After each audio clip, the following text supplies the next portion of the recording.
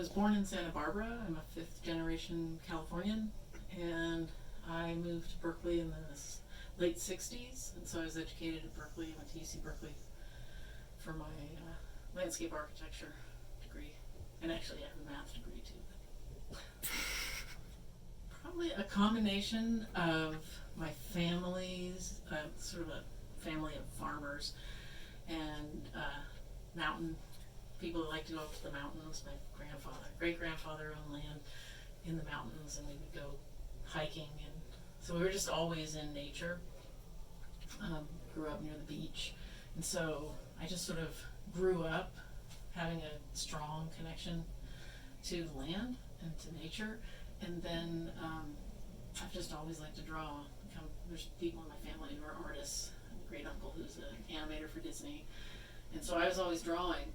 And so I was looking for something that combined my love of nature and drawing, and that's where I found landscape architecture. Use. Well, you're always designing for people, so thinking about human beings, being empathetic and sympathetic to human needs, and the site always kind of is the thing that will inform you about what you should do. The natural environment, the ecology of place, I would say, are strong core values. So I'll answer that because I'm not a licensed landscape architect, and so my experience in like traditional landscape architectural design is much more limited than other faculty, but I do have a design process, and I would say I normally just dive in following some curiosity about something, no matter what it is. I'm like, I have to find something that just sort of eats at me, and then I just try and figure out the answer to whatever that I just follow that curiosity until I'm sort of deeply obsessed with what I'm doing. And I think a design usually comes out of that collaboration. It's interesting because I'm also a writer, which is a very solitary thing often.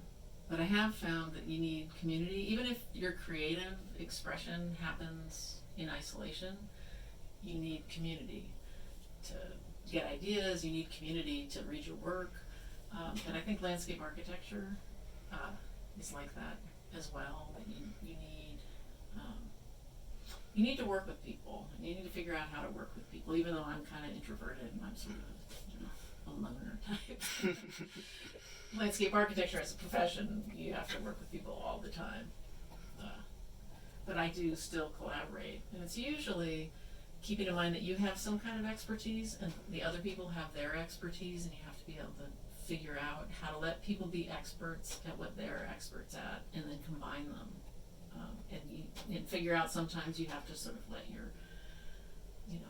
have to massage whatever dream or vision you had to let all these other voices in. I think the big 21st century concerns are climate change and peak oil. We're running out of the energy that we're used to exploiting. The climate is changing, and so that's affecting the environment. It's affecting people's ability to continue to live where they're used to living. And then just pure human population.